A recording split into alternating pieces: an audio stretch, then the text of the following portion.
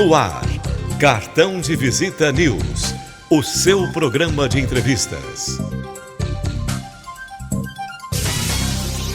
Ter um banco na palma da mão é ter mais praticidade, é ser Digimais. Pagamentos, transferências, Pix, cartão de crédito, tudo pelo app. Faça mais por você.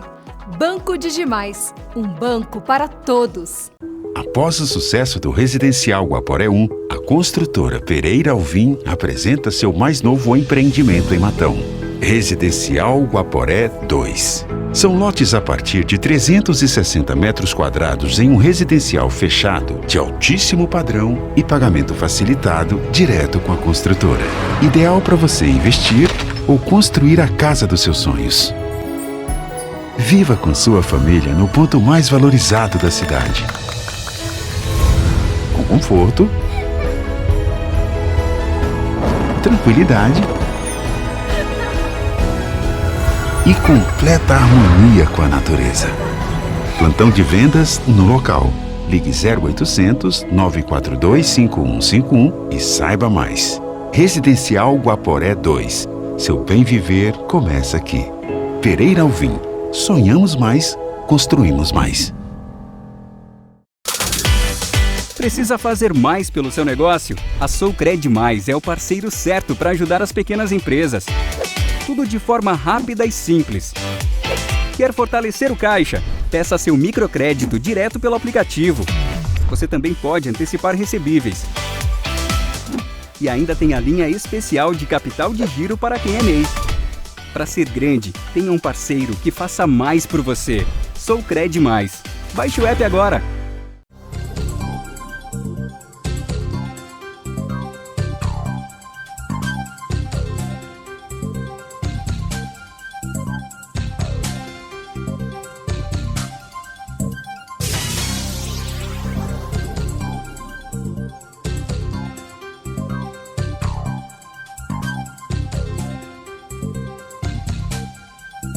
Apoio: Grupo Tati de Comunicação e suas plataformas.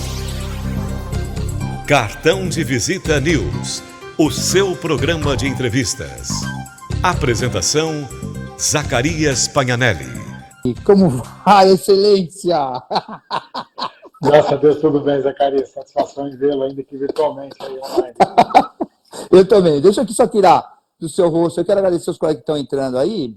Tem muitos amigos aí, mas deixa eu tirar, para não ficar no seu rosto aqui. Eu já vou... Depois a gente vai colocando durante o programa.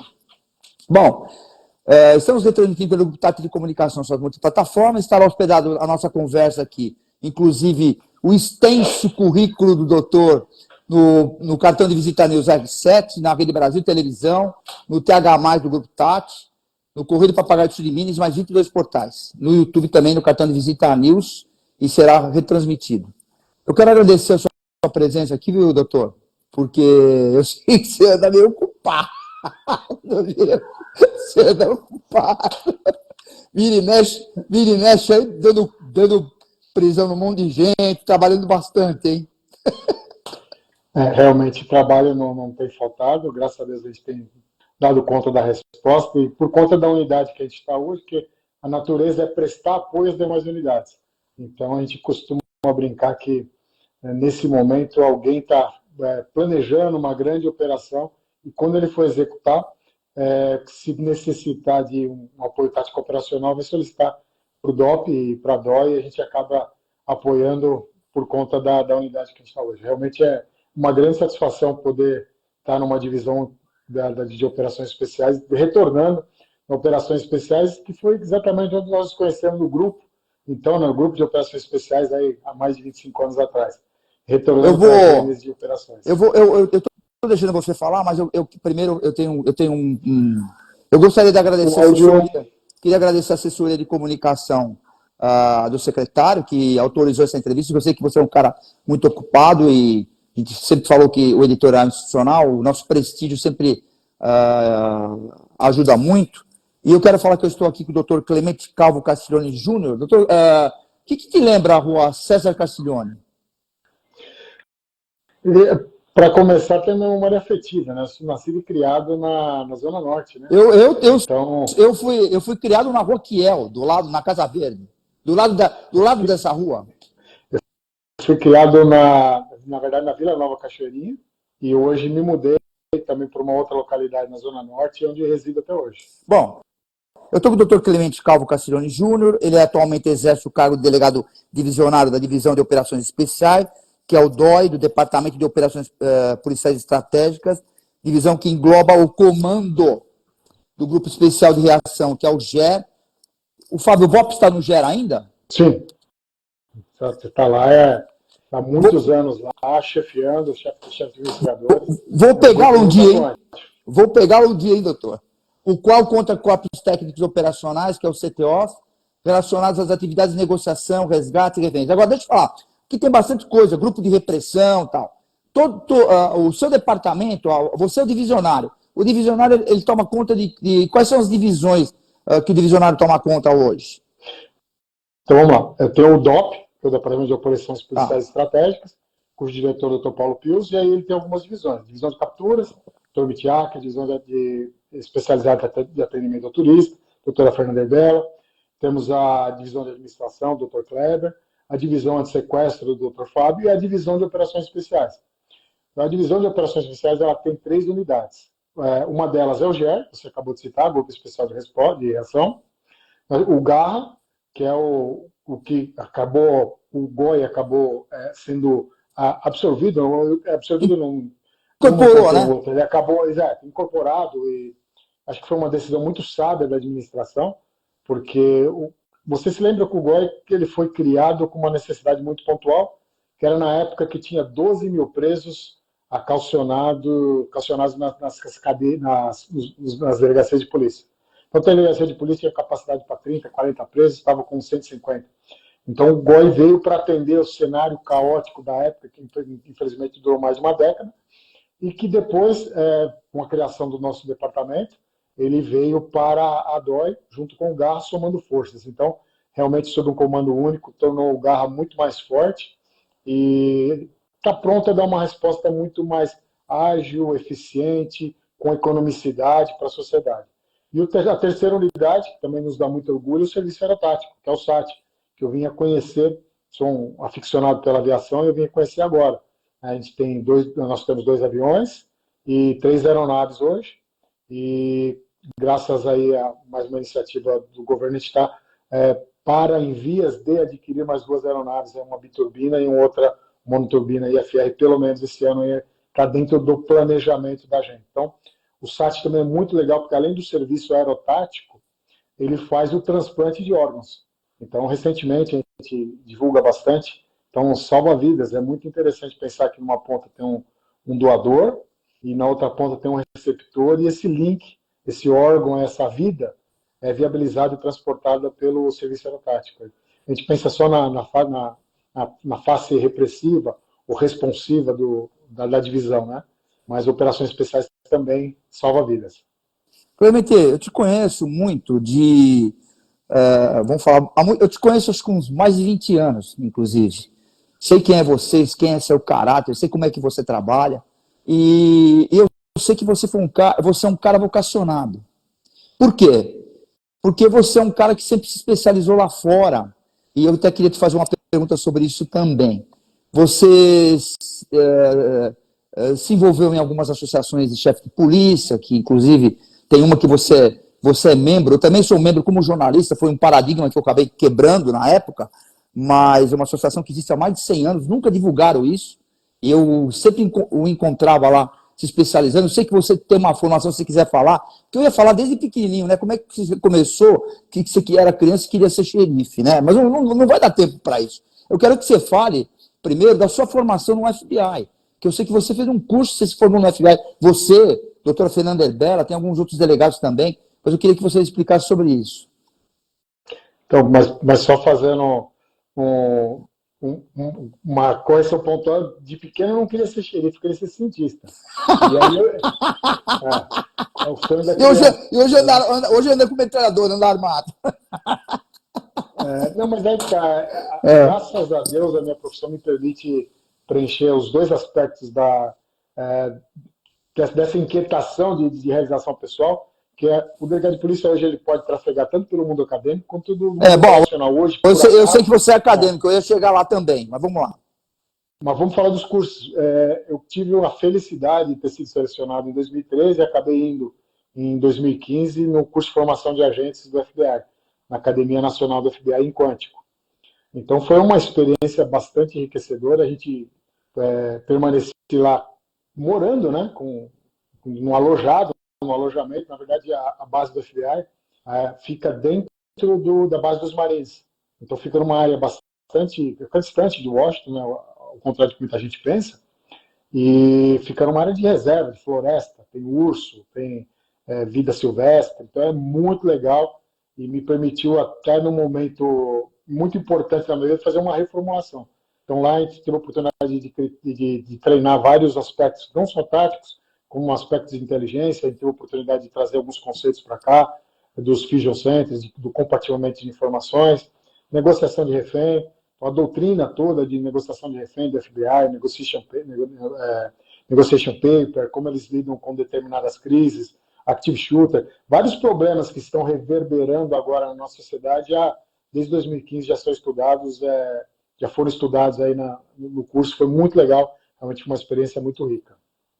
E me conta um pouquinho da ESAP, que não só você, como vários delegados, inclusive o pessoal da Polícia Federal, tem até promotores de justiça que você acompanhou, a gente acabou até se cruzando alguma vez, alguns promotores que era muito evidente, como é hoje ainda, mas antes era muito novo isso, a mídia ficava muito em cima, que era a turma do crime organizado e tal, e você também entrou nesse mérito desse grupo aí, de estar sempre envolvido nesses encontros nos Estados Unidos. E eu queria aproveitar a deixa, que você vai falar sobre isso também.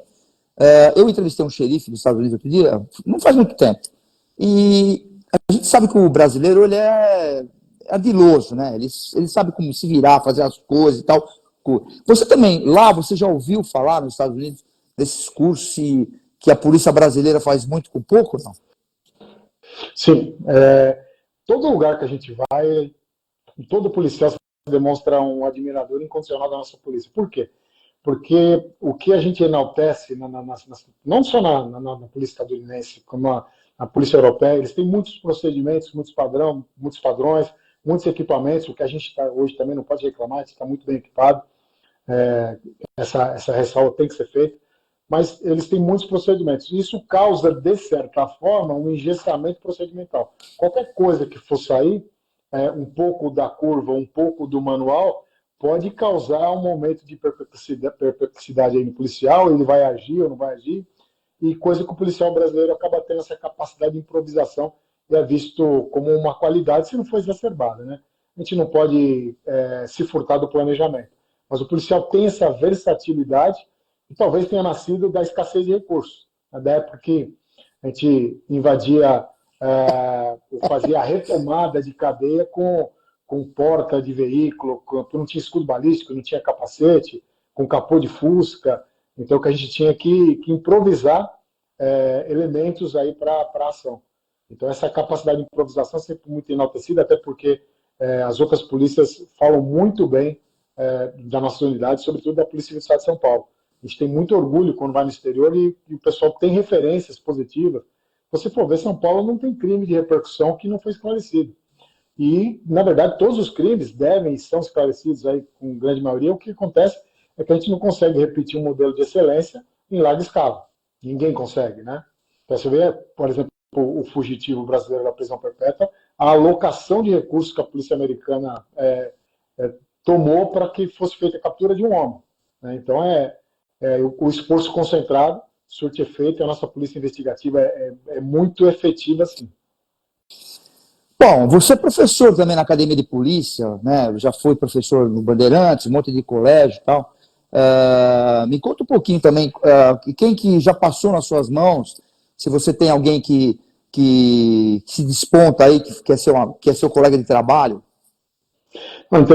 Interessante que eu dei aula de processo penal também na Unibana, em Anguera, então a gente tem alunos hoje que estão na magistratura, a gente tem a felicidade, a excelência, foi o professor, é legal rever, né, esse contato.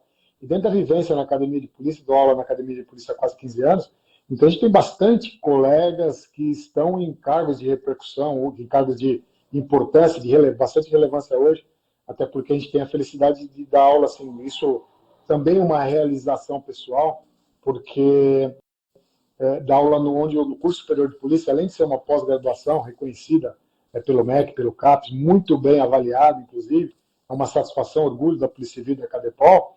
O curso superior de polícia é onde os policiais de último nível, tanto os policiais, os delegados de polícia de primeira classe, que querem alçar ao cargo de classe especial, que é um requisito para ser classe especial, como também no curso superior de polícia, que hoje é integrado, os tenentes-coronéis para ocupar o cargo máximo da Corporação Policial Militar, que também tem que cursar o CSP. Então, eu tenho a oportunidade de dar aula no CSP, esse ano eu dei uma disciplina lá também, que é gestão do conhecimento, está mais afeta a área da inteligência. Então, isso não deixa de ser uma realização pessoal. Participar dos orais, né, eu tive uma satisfação assim, interessante. Eu entrei na polícia dia 6 de maio de 1991. Mas eu fiz a minha prova oral para delegado, entrei como investigador com muito orgulho, foi no dia 19 de julho de 1998. E nesse mesmo dia, agora, 25 anos depois, eu tive a oportunidade de estar na banca. E aí passa um filme na sua cabeça, né, Zacarias? Você estava pensando, 25 anos atrás, eu estava sentado naquela cadeira do candidato. E agora passaram os 25 anos e eu estou tendo a satisfação de estar na banca aqui, avaliando os colegas para ingressar na classe. Eu nem imaginava ou sonhava que ia acontecer isso. Então, para mim, são duas coisas que a parte acadêmica, além do mestrado, e me trazem muita satisfação pessoal e dá essa sensação de dever cumprido aí. Alguma coisa a gente deve ter acertado, né? Bom, para quem está nos assistindo, está vendo, né? Que quando ele dá umas entradinhas no que ele já fez. Se eu for ler o currículo do Clemente aqui, nós vamos ficar até amanhã. Isso aqui vai estar tudo hospedado nos portais de notícias, são 22 portais, e vai estar tudo lá. E eu vou perguntando aleatoriamente alguma coisa, porque eu sei que ele pode falar, como a nossa entrevista sempre foi, o formato sempre foi informal, então a gente vai...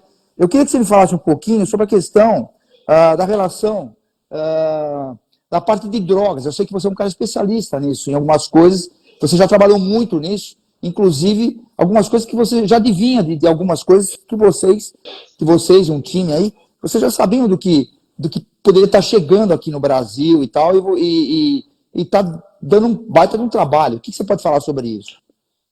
Então, a sua pergunta é muito interessante, porque eu tive a oportunidade de ser diretor técnico de inteligência da ENAR, que na época existia esse cargo, era uma diretoria técnica, né? E não se confunde com a diretoria departamental, era o Serviço Técnico de Inteligência e Informações, da Divisão de Inteligência e Apoio Policial da ENAR. E lá tinha um cargo que era a diretoria técnica de inteligência, e eu tive a oportunidade de ocupar esse cargo e aproveitei o acesso que a gente tinha em inquietação acadêmica. A gente teve a felicidade de, além de participar da Frente Parlamentar de Combate ao Crack, participar de seminários até do CNJ, da Escola Superior de Magistratura, na Frente Parlamentar, que eu digo, não só a Frente Parlamentar mista, né, do Congresso, Senado e Câmara, mas também a estadual. Então, aí eu aproveitei e a gente acabou com alguns parceiros, o Dr. Manuel da Costa Neto, o Dr. José Luiz, que hoje está no Unicamp. Então, a gente desenhou alguns trabalhos. E exatamente ecoando o que você falou, em 2012, tem um paper, foi publicado no International Journal da Associação da Academia Internacional de Medicina Legal, um trabalho que a gente fala do consumo de drogas em áreas urbanas. E ele fala de estratégias terapêuticas para combate ao uso de crack e as estratégias legais. E o outro paper também, é um abstract, que está nessa revista, que foi publicado em 2012, a gente já salientava da ameaça potencial à época às novas drogas, as drogas sintéticas, que estavam chegando com bastante força, e a gente apostava, a gente fez um estudo que poderia se tornar uma ameaça tão perigosa como a gente tem agora, K9, K2, todas as variações das metanfetaminas. Então, esses papéis, a gente apresentou esse trabalho no Congresso Internacional em Funchal, e depois, em 2012, ele foi apresentado e premiado no Congresso de Istambul, na Turquia. Então, a gente já vem há mais de 10 anos, na verdade, há 15 anos, estudando as novas substâncias, e hoje apresenta como uma ameaça real, presente e bastante nociva para a sociedade, as drogas sintéticas. Não é só aqui também, né? Porque se você começar a olhar, por exemplo, nos Estados Unidos, em algumas... inclusive, a gente se encontrou na Filadélfia, porque o Congresso, a associação se reunia lá cada 4 anos. Filadélfia era um dos lugares, até por uma questão de logística, tanto na Filadélfia, Chicago, também tínhamos aqueles lugares de recuo que ficavam esses usuários de drogas e tal, e que tinha também, que era tanto quanto igual o que está acontecendo em São Paulo hoje. Né? E me lembro também, de alguns anos atrás, no cartão de visita mesmo, ter entrevistado um desembargador, que hoje é desembargador, que naquela época tinha aquela questão de internação compulsória, que eu acho que veio abaixo disso daí também, né? E acabaram acabando com isso. Não tinha, hoje não sei como é que vocês vão conseguir solucionar isso. Na verdade, eu trabalho... Toda vez que a gente fala da problemática das drogas, o próprio CISNAD fala que não existe prevalência entre prevenção, repressão e reinserção do usuário. Então, é um tripé. Então, não é um problema que é enfrentado só sob o ponto de vista repressivo. A repressão é um dos pilares da nossa política nacional de drogas. Né? A polícia tem feito um trabalho bastante intenso, forte, permanente. Haja vista a ação hoje da primeira seccional de polícia lá no centro, tem feito. Apesar sofrem, essa turma toda sofre, dá medo, hein? Esses caras sofrem. Que também tem Agora, com certeza, mas é um trabalho que tem que ser feito. Então, ele não é feito visando esse trabalho repressivo que eu estou falando, ele é feito em cima dos traficantes, né? Para você toniquetar, para você cercear o acesso às drogas. Aí, a questão do usuário, tem outras estratégias, aí eu estou falando como observador e não como em nome da polícia. Aí é saúde, né? Já não é... Sim, mas existem algumas estratégias. Por exemplo, a internação, você citou uma coisa que eu não posso deixar de comentar, internação involuntária, internação compulsória. Então, muito se discute o direito de ir e vir, se a pessoa pode ser internada compulsoriamente ou não, mas a gente vê que a sociedade, a vida de sociedade, nos impõe diversas obrigações. E aquele indivíduo, muitos daqueles indivíduos lá, eles estão destituídos da sua própria vontade. Então, a mesma motivação que pode levar alguém para uma interdição civil, onde ele se torna incapaz para praticar os atos da vida civil, será que não laudado medicamente, que aquele indivíduo está destituído do seu livre-arbítrio, né? Está tão sediciado pela droga, que o Estado teria que fazer uma intervenção compulsória, não para penalizar, criminalizar, mas para salvaguardar, uma intervenção terapêutica, uma intervenção que fosse ambulatorial ou até internação, mas uma internação efetiva. Mas só ressaltando, isso é uma opinião pessoal, como observador e estudioso do tema, né? Tem as políticas nacionais sobre isso, mas, por exemplo, eu lembro quando eu tinha 18 anos, Zacarias, tinha um serviço militar obrigatório. E ninguém falava do direito de ir e vir, livre-arbítrio. Você tinha que se alistar, tinha que ser bem ponto. Foi meu caso. Eu servi o tiro de guerra com 17 anos, como voluntário, imagina. E o que é sempre uma honra servir a pátria. Também. Mas é uma obrigação. Então, nesse caso, fazendo um paradoxo completamente ao contrário, por que eu não posso, ainda que contra a vontade dessa pessoa, para a sua própria proteção, submetê-la a um tratamento ambulatorial, de internação, ou qualquer outra estratégia terapêutica, os especialistas nomearem, mas tem que ter uma intervenção, né? Entendo eu. Essa é a minha opinião. Olha, você é formado pela Universidade de São Francisco. Pô, você se encontra com a tua turma de vez em quando? Não, porque tem muito promotor que também estudou lá, muita gente, muitos políticos grandes aí deram aula lá, estudaram lá. E eu queria que você falasse um pouco sobre isso também. Você fez mestrado em adolescente em conflito com a lei. Dá para explicar um pouco sobre isso, não? O mestrado que eu fiz foi bastante interessante porque foi um desafio. Eu me aventurei em escrever sobre um tema que é bastante espinhoso, né? O adolescente em conflito com a lei, que a gente fala, ele tem o estigma, né, do menor, né, do menor infrator. Até a nomenclatura hoje ela está completamente anacrônica, né? Mas é um problema porque você tem que o adolescente de 2 a 18 anos ele vai cometer um ato infracional análogo a determinado crime, e aí o que se discute se o estatuto é suficiente para que ele seja reintegrado, protegido. Então são as medidas, a liberdade assistida. Na época eu lembro que na minha dissertação de mestrado eu falava sobre o equivalente à internação compulsória, a liberdade assistida em relação ao adolescente em conflito com a lei. Eu achei um tema bastante interessante. Eu sempre gostei de tema espinhoso, né? Porque você te força a sair da sua zona de conforto e você efetivamente estudar. E isso é o que a profissão... você mesmo falou, nós nos encontramos... A minha primeira certeza, cara, eu me lembro, foi em 1999, na Carolina do Norte, em Charlotte. Imagina, a minha primeira foi em 2011, imagina. A minha foi em 1999. E aí eu fui anualmente até a pandemia. A pandemia teve uma solução de continuidade. Esse ano vai ser em San Diego. Infelizmente, eu não vou poder atender esse ano. Mas é muito legal porque as palestras que a gente tem lá e essa visão multifatorial, né, que a gente tem. Mas eu tive uma outra oportunidade que eu gostaria de salientar, que também foi bastante interessante, que a gente está muito acostumado com a cultura policial, com a polícia, com as ciências policiais do Ocidente, né? Até porque a gente está alinhado com os Estados Unidos, com os países da América Latina, né? Mas recentemente eu tive a oportunidade de ir no Centro de Estudos Europeus de Alta Segurança, que é o George C. Marshall Center, que é do governo americano, mas é um centro europeu de estudos, e aí você tem as questões locais da Europa. E a gente vê que a gente tem muitas semelhanças e muitas diferenças, mas tem muito que aprender. Então foi um aprendizado completamente novo. Eu tinha contato com policiais de diversos países aí da Europa, do leste europeu, da Ásia. Então é muito interessante a gente sempre trazer coisas diferentes, até porque é um conhecimento que a gente traz e não guarda.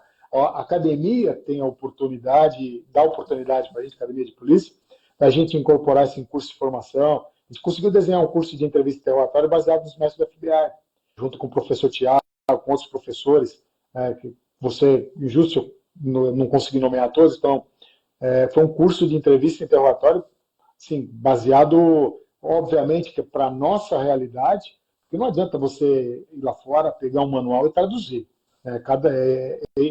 O desafio do estudo comparado é esse, né? O que dizia quando o Collor importava os carros, você tropicalizar, né? Você tem que trazer para a nossa realidade, escrever nossa própria doutrina. Como foi feito com o sequestro. Hoje não, já há algum tempo, a divisão de sequestro ela tem uma doutrina de negociação de sequestro, tem todo um procedimento que é próprio, adequado e tem se mostrado muito eficaz. Então, isso a gente quer fazer procedimentos, um manual de drogas, manual de investigação de drogas, lançado pela Academia de Polícia, para a gente fazer doutrina policial. Então, o estudo comparado, não só na IACP, nos Estados Unidos, mas o que me trouxe uma bagagem recente, assim, aprendizados que eu não imaginava, países como o Cazaquistão, que tem sites, assim, recursos extremamente avançados, né, e que até então eu ignorava, e a gente vai aprendendo muito a cada curso, cada palestra que a gente vai, né? Isso é muito interessante. Eu ia te perguntar, eu acho que na PUC deve ser assim, tem um curso que é interessante, que é legal saber como é que funciona, existe um network. Manda o Clemente gosta de estudar, está numa geração boa, fala inglês, manda o Clemente, que o Clemente é um cara que absorve bem isso, depois ele passa para o pessoal da Academia de Polícia. É mais ou menos assim que funciona, não? A tua geração, não? Porque não são todos que fazem o que você... Eu sei que você despende também de uma questão pessoal, às vezes, para ir numa situação dessa. Às vezes não vai...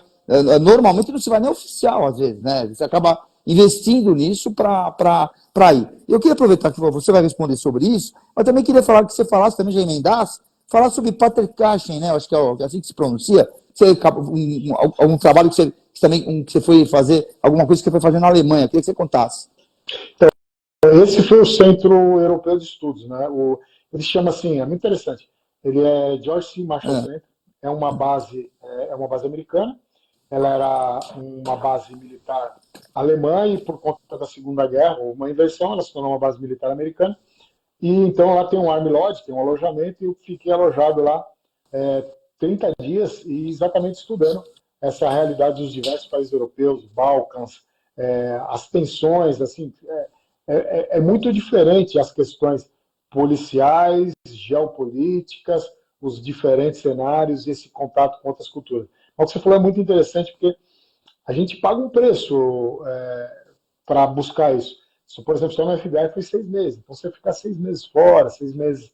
Então, hoje, eu me orgulho bastante de ter feito esse investimento, mas esses investimentos têm um custo pessoal também bastante elevado.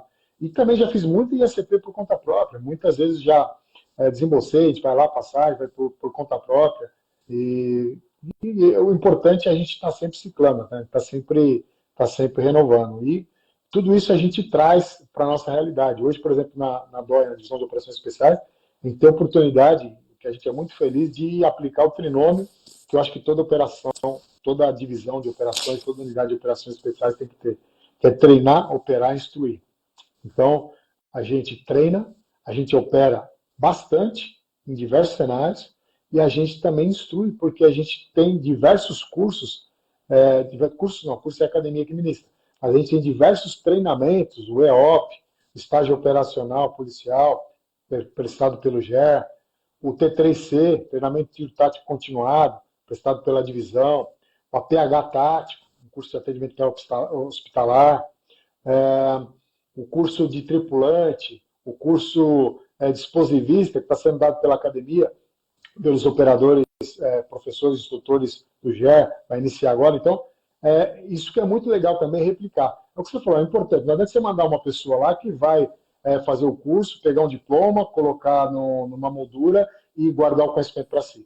Então, eu acho que o mais importante é isso.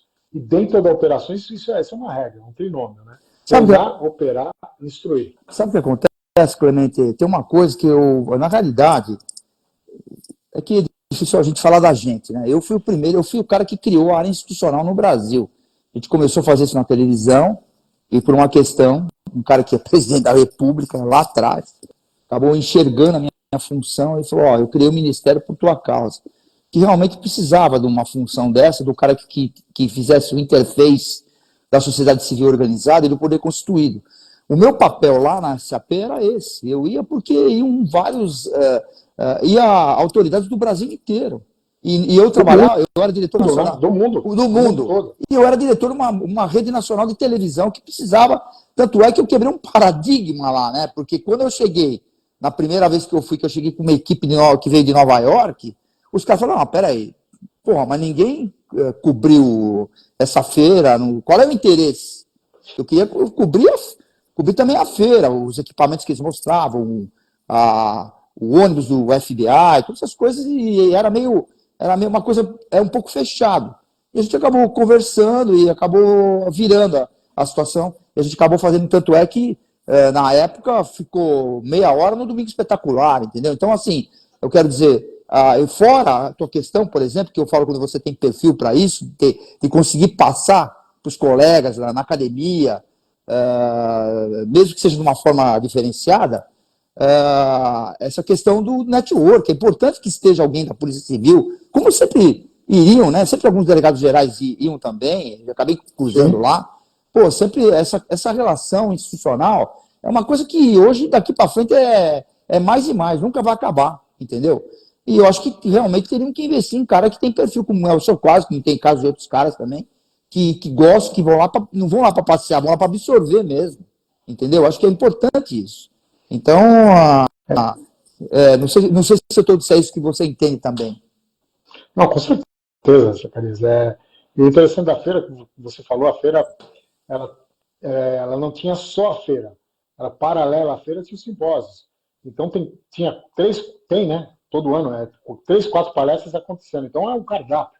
Você escolhe o que eu vou assistir. E é um engraçado, dentro da sua linha, da linha que você falou de institucional, já 10 anos atrás tinha treinamentos de como se relacionar com a mídia. Que é uma habilidade. Que é muito. Você faz parte da transparência, né? A gente tem que prestar contas. Nós somos servidores, tem que prestar contas para a sociedade. Quem que viabiliza isso? A mídia. senhores, os canais de comunicação. Então, como que a gente vai se comunicar? E lá tinha, desde aquela época, a preocupação, por exemplo, nisso. A gente começou a trazer essa preocupação e hoje a gente tem, até aliás, um agradecimento, doutor Elisandré, da nossa comunicação social, está sempre nos ajudando a mostrar o trabalho que a gente executa e também as dificuldades que a gente tem, os resultados que a gente obtém. Então, é bastante legal. E na parte de feira, por exemplo, você falou dos ônibus de centro de comando e controle. Meu, Quando a gente ia sonhar, hoje sensacional. Sensacional, sensacional. Hoje nós temos um ônibus com uma unidade de comando e controle. Aliás, foi usada anteontem. Foi feito um exercício simulado de uma tomada de terrorista no consulado americano. Foi um exercício bastante abrangente, complexo, multifatorial, envolveu helicóptero, GERO, Garra, os setores de trânsito, teve uma explosão simulada, foi conjunto com as forças de segurança. Então, foi um exercício bastante dentro do treinar, né?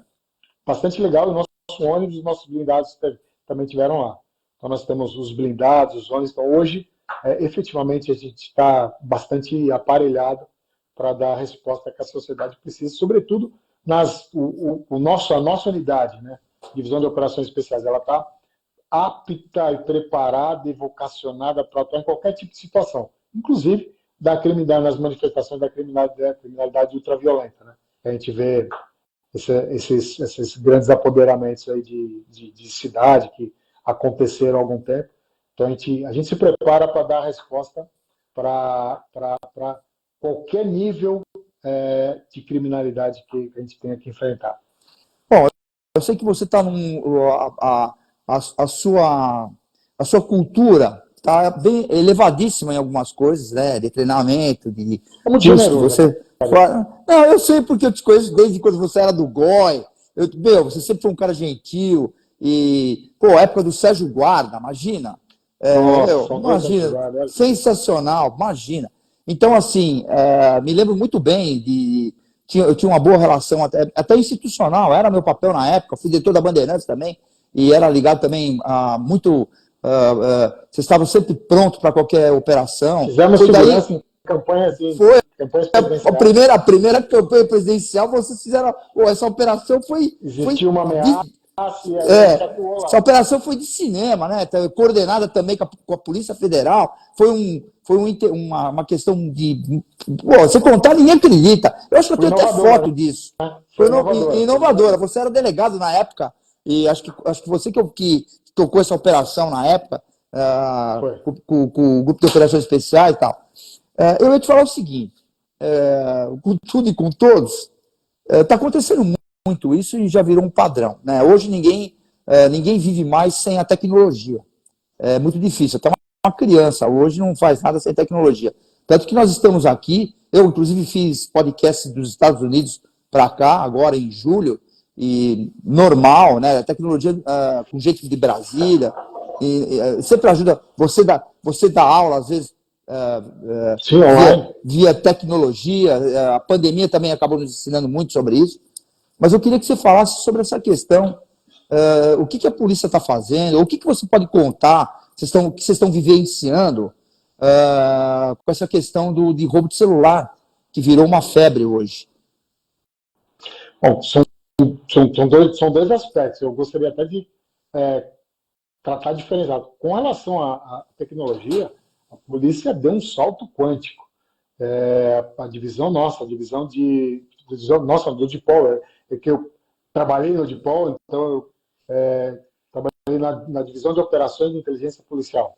Então a inteligência era um outro ramo que não aparece, né?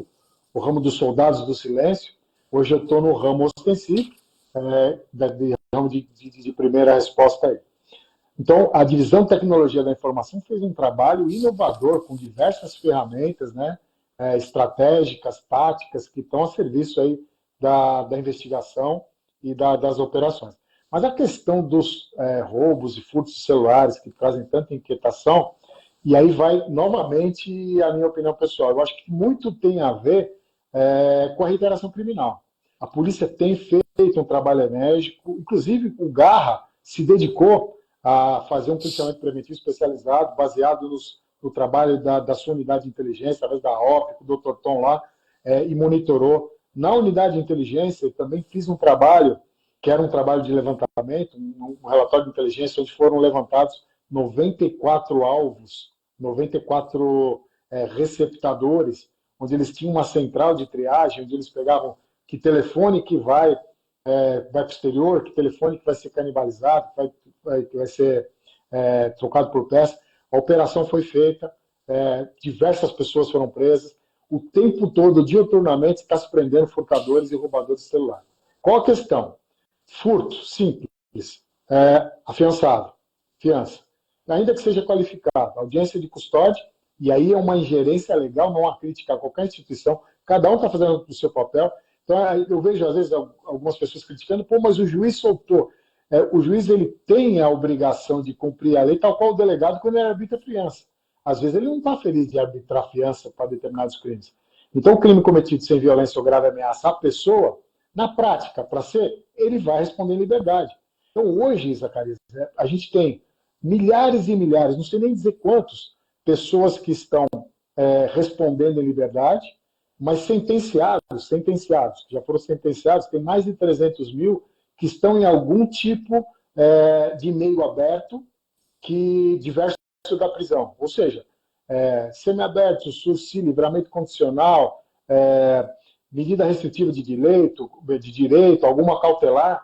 Então a gente observa muita reiteração criminal. E nessa modalidade criminosa, por que eu trouxe o discurso para esse lado, a gente observa que o Garra, que a Polícia Militar, que os distritos, o cerco, ele prende muitas vezes a mesma pessoa. E ele acaba voltando e ele acaba reincidindo. Eu acho que aí o Estado, a Secretaria de Segurança Pública deu um grande salto à frente quando ele criou o RECRIM. Tem uma resolução, se não me engano é 21, de 11 de abril desse ano aqui, que cria o Sistema de Informações e Prevenção à Reiteração Criminal. Então, isso é bastante interessante. Por quê? Eu acho que a gente sempre usa a expressão enxugar gelo, mas a gente não quer enxugar gelo, ele quer fechar a torneira. E se não der para fechar a torneira, pelo menos a gente torcer ao máximo que ela pingue, mas para que não jorre. E a reiteração criminal é um problema. Então, esses furtadores de celular, hoje foram presos 9. Então, tudo trabalho, tudo que eu citei hoje foi trabalho de hoje. Esse também, por acaso, foi da primeira seccional, salvo engano, que foram presos 9 pessoas fruto de uma investigação no apartamento, mandado de busca e apreensão, envolvidos com essa gangue da bicicleta e gangue de furtos celulares. Então, o que acontece? São presos, a resposta vem, mas ela demora. Nesse meio tempo, o que ele acontece? Reiteração criminal. Então, ele vai continuar delinquindo. E que se a gente tiver uma resposta, uma fiscalização desse tempo mais efetiva, mais próxima, quando ele está numa medida, quando ele está gozando um benefício diverso da prisão, eu acho que é parte do caminho. Mas eu acho que assim, essa resolução secretarial foi uma grande sacada e vai ser uma grande ferramenta. Eu tenho certeza que vai frutificar em benefício para a sociedade a curto e médio prazo. Vamos falar um pouquinho que é bem atual isso, que você também participou do Fórum Pan-Americano Internacional sobre criminalidade transacional. Eu quero mandar um abraço para o Jefferson Castiglione, que está te vendo aí, o Márcio Fonseca, que é advogado do Portal de Notícias, também acabou de entrar, e eu fiquei emocionado que eu vi a Camila Piva. A Camila escreve para a gente, é filha do doutor Piva, do promotor de justiça, que a gente teve com ele várias vezes no SAP. Ele também participou na feira, e ela acabou de entrar também, eu fiquei emocionado quando eu a vi. Então, eu queria que você falasse um pouquinho disso, que nós estamos já no final, desse, que é bem atual, esse Fórum Pan-Americano Internacional de Criminalidade Transacional. O que quer dizer isso? Então, o Fórum de Criminalidade Transnacional, ele é muito interessante porque ele trata de um assunto que é a convergência. Então, antigamente, você tinha os problemas localizados, você tinha a máfia italiana, você tinha a questão em El Salvador, do MS-13, as gangues na Califórnia, nos Estados Unidos, você tinha as Yakuzas, as trias. No México mas hoje, também, né?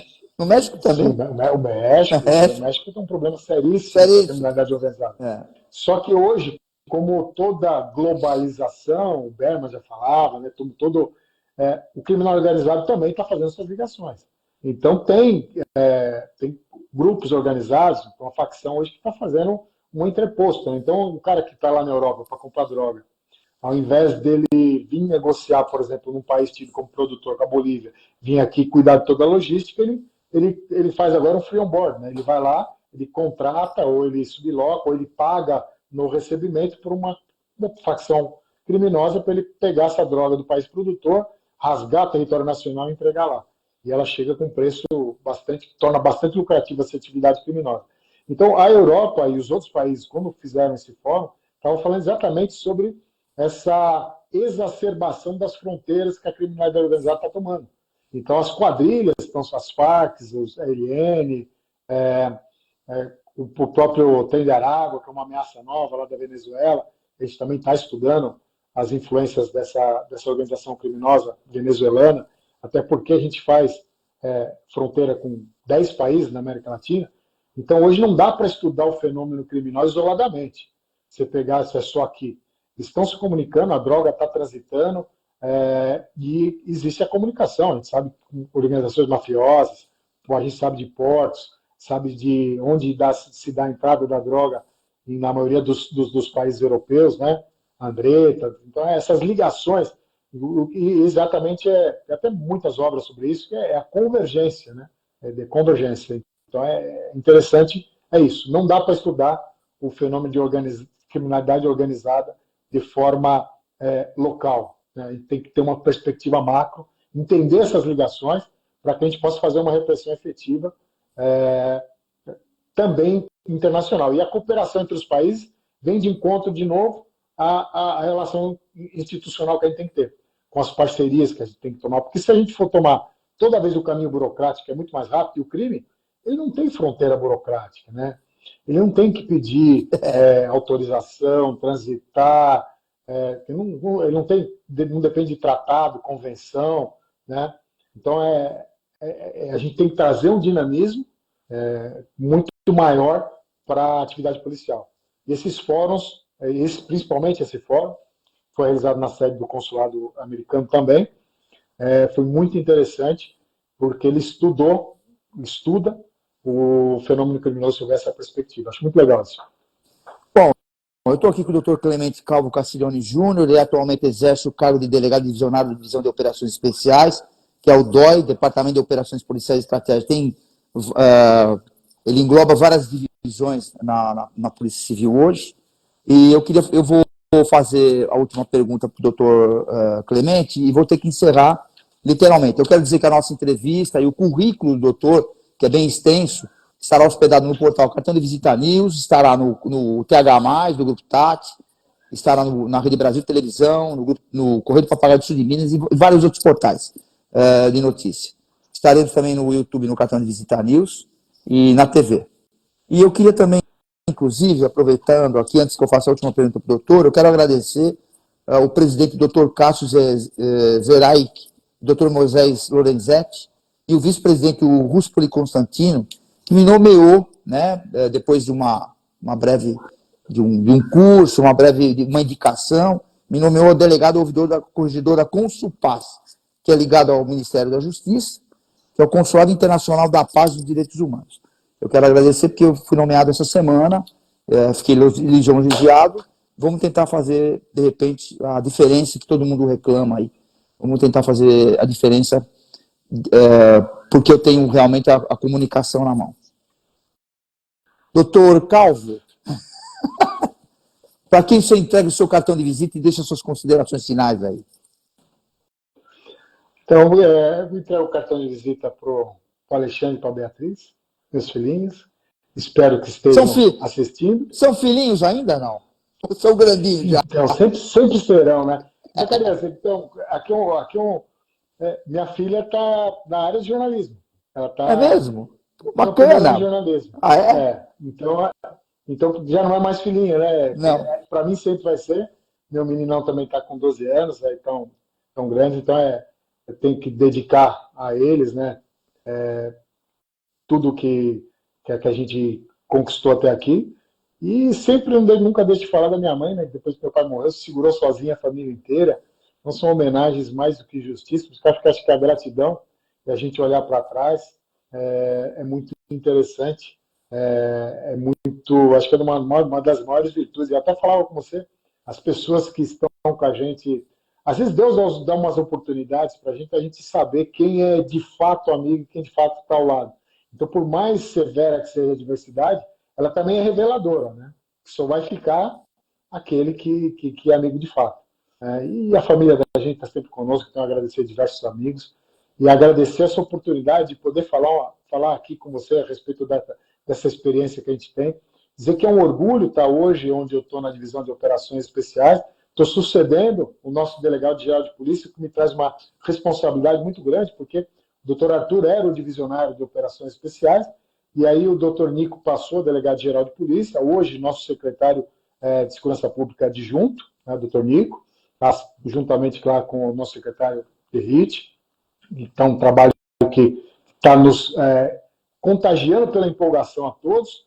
Então, voltando, o Dr. Arthur estava na divisão, e aí ele foi alçado a diretor do DOP e ele me convidou. Eu estava na divisão de operações de inteligência policial, como eu já disse.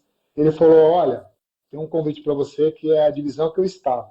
E é uma responsabilidade muito grande, mas é uma honra, mas que me trouxe muita felicidade, depois de 32 anos de carreira, voltar para o setor operacional, coordenando 3 unidades de excelência com os delegados supervisores e titulares. São profissionais altamente gabaritados, todo mundo que está lá está porque quer, está por vocação e por merecimento. Então, a gente tem feito um sistema meritório, de capacitação efetiva, né, através dos cursos. Então, hoje o cara fala, eu quero ser da unidade X. Espera, mas aí a gente tem um standard para isso, né? A gente tem alguns parâmetros para aquisição. Então, hoje a gente tem feito isso, as portas de admissão. Então, isso é muito legal. Então, além do trabalho de instruir, a gente está hoje à frente da divisão de operações especiais. Voltar para operações especiais depois de tantos anos é uma grande honra. Estou lá há 2 anos. E, sobretudo, uma divisão tão grande quanto essa. Uma divisão que engloba, que concentra mais de 44% dos recursos especiais do Estado, que hoje não são poucos. Não é segredo, a gente está com equipamento de ponta, a gente está com as pistolas padrão, a gente está com os fuzis também de altíssima qualidade, o nosso material é muito bom, e o nosso material humano não deixa nada a desejar. Não adianta você ter um equipamento excelente... E não ter os vocacionados na linha de frente. Exatamente. Então, hoje a gente conjuga essas duas coisas.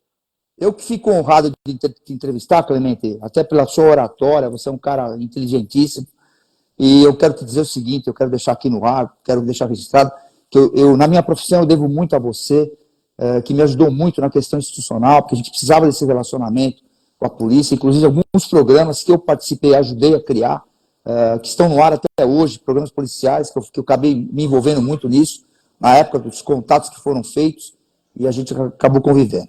Então, eu agradeço, Clemente, quero desejar boa sorte para você lá. Eu acho que logo, logo vamos ver, né, essa assessoria, vamos ver se eu consigo entrevistar o secretário de Segurança, para a gente falar mais um pouquinho, para dar sequência nesse papo aí que a gente teve. Clemente Castiglione. Um grande abraço, Zacarias. Sinta-se abraçado. Deus a todos que estiveram conosco. Eu que agradeço. Também. Muito obrigado. Tchau, Clemente. Até mais. Obrigado, querido. Tchau, obrigado. Tchau. Até logo. Ter um banco na palma da mão é ter mais praticidade, é ser Digimais. Pagamentos, transferências, Pix, cartão de crédito, tudo pelo app. Faça mais por você. Banco Digimais, um banco para todos.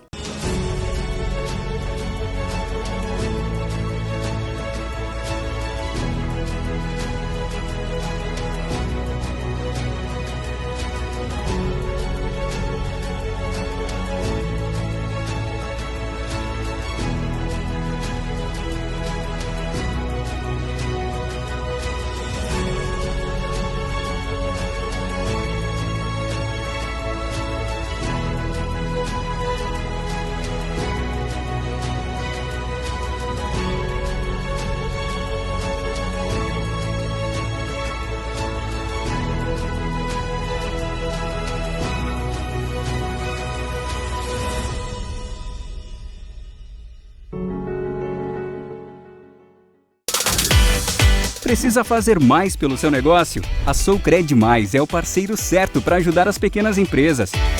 Tudo de forma rápida e simples. Quer fortalecer o caixa? Peça seu microcrédito direto pelo aplicativo. Você também pode antecipar recebíveis.